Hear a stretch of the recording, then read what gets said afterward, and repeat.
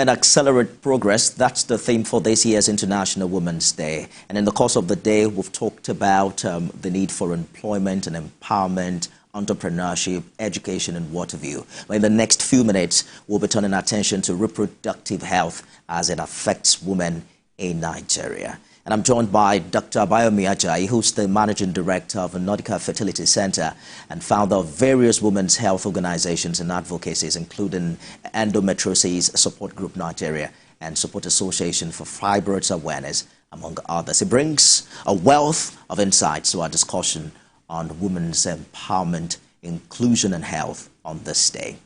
Dr. Ajayi is right here with me in the studio. Thank you for joining us on the program. My pleasure, Nifen. And happy International Women's Day to you. Happy International Women's Day. You know, before they used to say it's a man's world. But let me tell you my story. I have an incoming CEO who's a woman. Okay. My director of news is a woman. My head of presentation is a woman. My wife is a woman. I have 2 daughters. I have a mother who's a woman. I mean, my life is completely controlled by women. So where did we get the idea that women are marginalized? Well, that's a tough one because I think, you know, even biblically, yes, we refer to women as the weaker vessel. But the weaker vessel, I think, is misinterpreted. I believe that women are much, much stronger than men. Are more powerful than we all like to. They can multitask. You know, they can do so many things. Well, I think the thing is that probably they don't know it themselves. And so that's why we're probably here today, to continue to tell them what really they can do. Absolutely. So let's begin with infertility and how it affects many couples, not only in Nigeria, but in Africa. And the idea now is that women often bear the burden of stigma and blame. Why do you think that is still the case in 2024? Well, you know, the same thing. Women physiologically are the ones who get pregnant. All right? So when it's not happening, she's the one people are going to ask. Naturally, a man might be shooting blanks and the wife gets pregnant. So to him, he doesn't have infertility. So there are so many things culturally that, and you know something again, most of the time, the person giving the woman the tough time, the person labeling the woman barren, is another woman. And that's why I say that we really need to... Maybe the mother-in-law. Yeah. So we really need to actually let them, probably empower them to know that really and truly they are more powerful than men. Absolutely. But do you think that it's more of a cultural issue, or you think is an ignorance issue? Because over the years, we've had more education, and one would think that that shouldn't be an issue as of today. We've had formal education. But you see, in Nigeria, for example, this is sad, really. Our educational system still develops, it makes you a good engineer, but not a good human being. And that's the difference sometimes with some people who school abroad. It develops you to be a human being before you become an engineer. In our system, it's the other way around. You're just a professional. And you don't even know. How many people go to the supermarket and start seeing, okay, this thing I want to buy.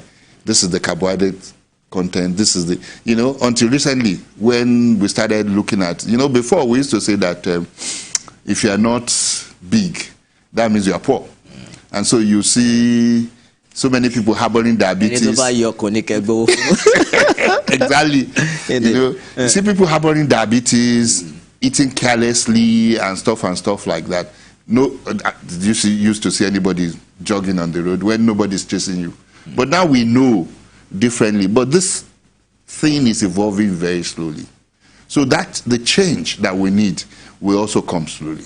Absolutely. So what approaches are available? Let's just get to the mix of it, you know, to address issues of infertility, because that's a big deal, you know, for West Africa from indices from last year. And how do you think that support can be provided in that regard? You know, you know, for whatever reasons, in Africa, the South and the North embraced assisted conception before the West, and now actually the East is the last. They're just trying to catch up with us now. But I can say for free that almost anything that you can do anywhere in the world are available now in Nigeria when it comes to reproductive health. All right. And that's because of the influence of some private individuals that have really invested into healthcare. Because I keep hearing about investing in women, and I hear SME, I hear, but if these women are not well, they can't do nothing. Absolutely. So healthcare is a very important aspect of the well-being of women. And until we start investing into this aspect of it as well. So, and then when we do that, we also need to educate people. Okay, I had a discussion this morning with a couple, and really and truly, they were holding on to things that were not scientific. These are graduates. Okay, so, and I said to myself, we still have a long way to go in educating people, in making them change that mindset from what my grandmothers told me, which is a myth anyway, to what science really says. And for us to be able to, and one unfortunate thing that is happening in Nigeria now is that I was listening to a program, Your View, yesterday, and they said people are beginning to beat doctors in hospitals, assault doctors. It shows you the decadence that, before you don't touch doctors, because they are the people who you are going to give your life to. They are the ones who are going to stay with your wife and make the difference between life and death. But now, our values are changing. Somebody can just walk into the ward and slap a doctor. I'm not saying that doctors are infallible, but come on, let us give respect to whom respect is due. So we also need to re-engineer such thinking. And that's why you see young doctors are going abroad, because they don't get paid well. They don't, the people that they are supposed to be serving don't even respect them. So we really need to do a lot of things in order to be able to get these guys. And I tell people, look, I've been almost everywhere in the world, but Nigerian doctors, Nigerians generally, we are blessed. And we need to start valuing our own. We talk down a lot on our health sector until I started hearing from my friends who jackpot to Canada how they can't even take their children to hospital. They have to set a date. And I'm not talking about weeks, sometimes months, before they can get an appointment sure. with a medical doctor. Yeah. That doesn't happen here. No, you're just walking, even after you have done your chores, or you've gone to the market and you're coming back, you just roll into the general hospital. Absolutely. And if the queue is too much, you're already ranting there. What's happening here? Yeah. And some private hospitals are saying now, come on appointment so that you don't stay long. Indeed. And Nigerians are looking at it as, those guys, I think they have too much money. That's why they are discouraging us from coming. So you're saying that if a woman cannot conceive, she can be assisted? Oh, yes. How far have we gone with that in Nigeria? We've gone very far. For example, that's what I've been doing for the last 21 years. Okay. We've had thousands of babies from that. And I know so many people who are doing that. So I think when it comes to that aspect of medicine, seriously, we're doing very well. Does this bypasses, potency in men? So, for instance, if the problem is with the man, how do you navigate that? Okay. It's funny what science has made us to understand, that the only thing that is really important is for the sperm to be able to get into the egg. And now there are many ways that we can make that happen outside the body. Okay. And then the moment we've done that, there is no difference. The body does not recognize the difference between the embryo, that is the fusion of the egg and the sperm, that is made in the laboratory, and the one that is made on the bed. It doesn't recognize the difference. The same fate happens to them.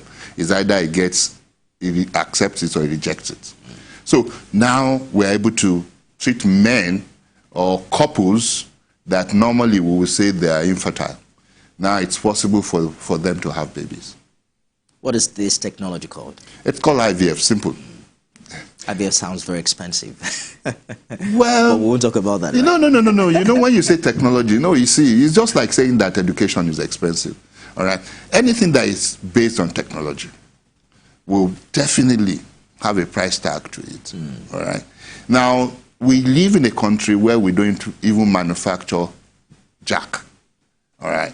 So, if you want to practice IVF properly in Nigeria, you're going to import virtually everything that you're using. Okay. So, there must be a price tag to that. And of course, we know what power is like also. I hear you clearly. So, statistics say that one of the biggest health issues with women is fibroid. And we're probably going to talk about that after this break. Stay with us, everyone.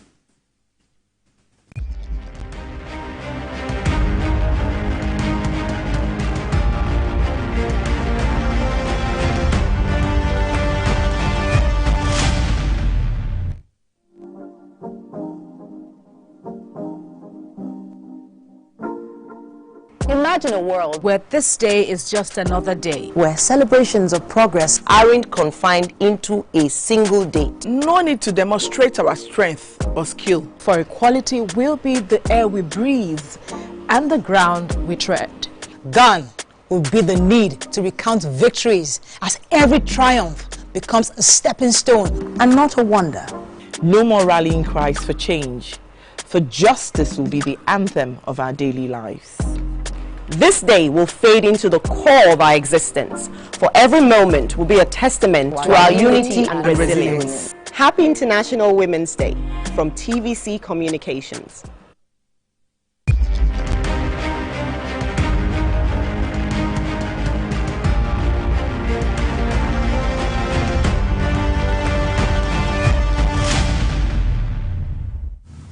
Dr. Abayomi Ajayi is the Managing Director of Nordic Fertility Center. Is my guest on the show today.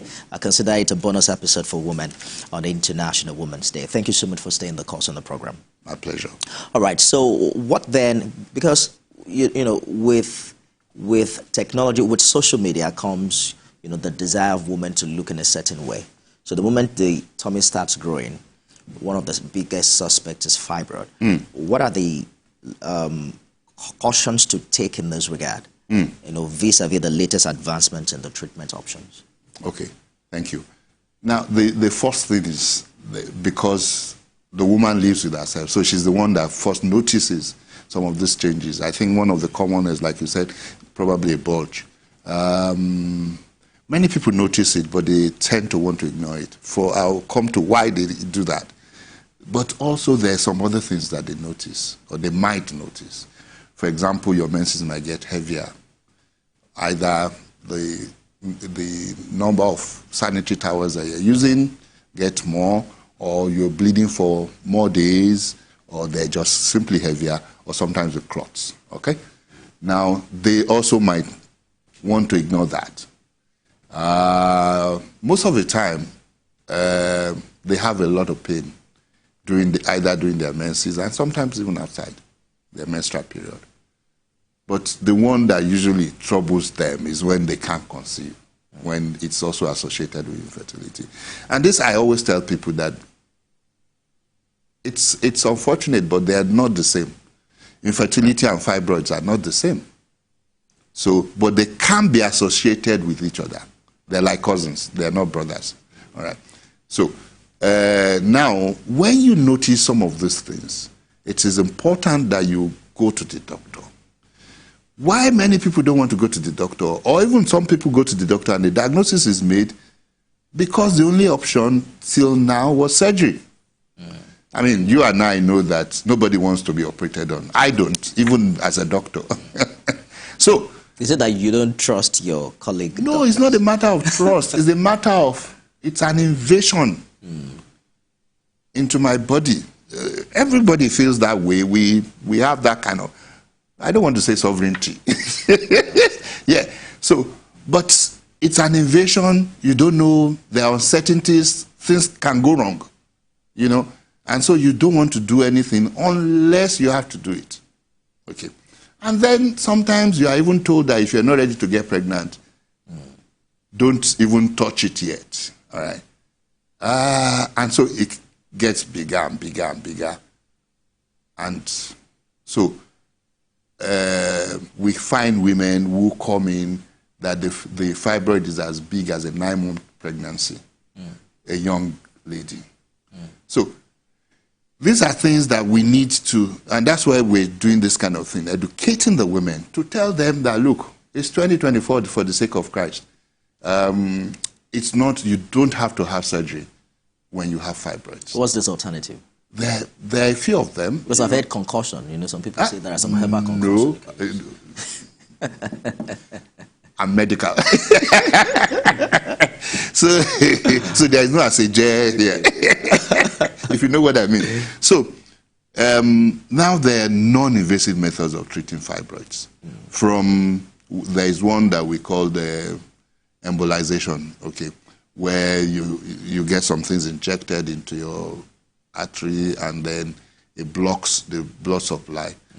To one that is completely non-invasive, that they don't even touch you. You just lie down on the bed and then the doctor messes around for about 2 hours and it tells you that it's over, and it's really over.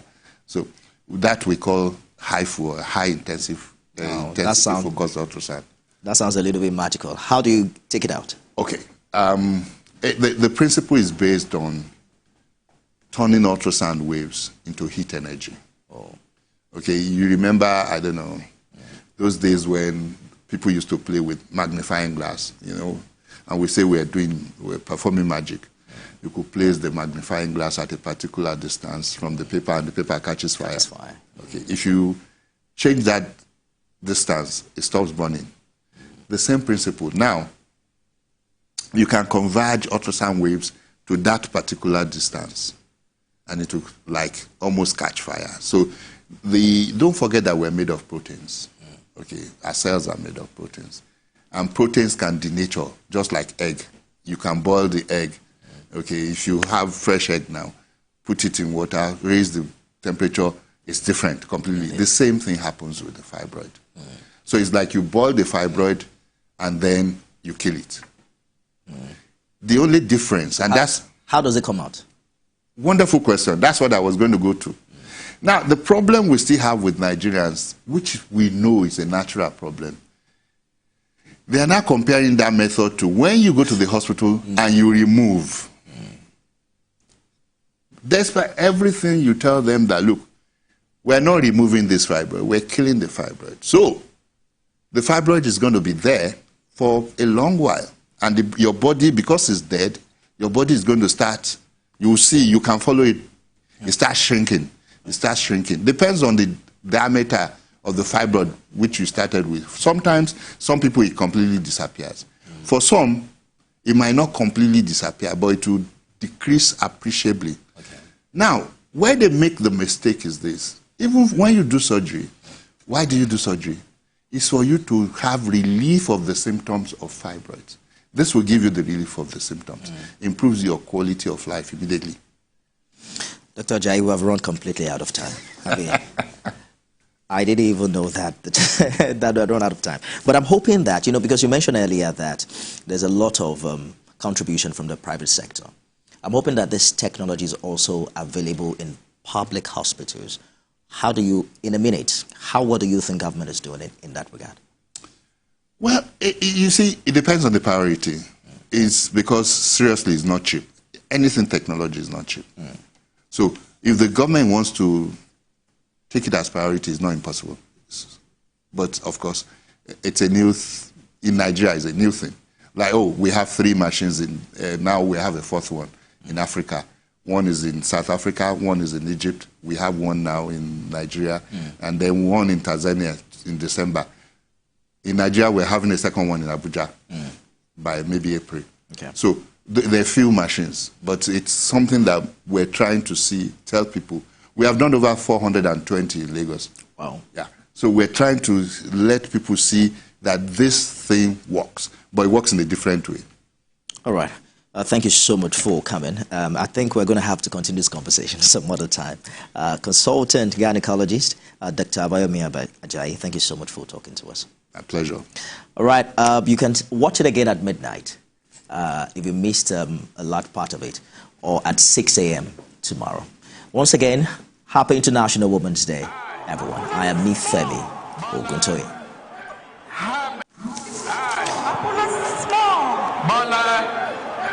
Ahmed Tinubu, do solemnly swear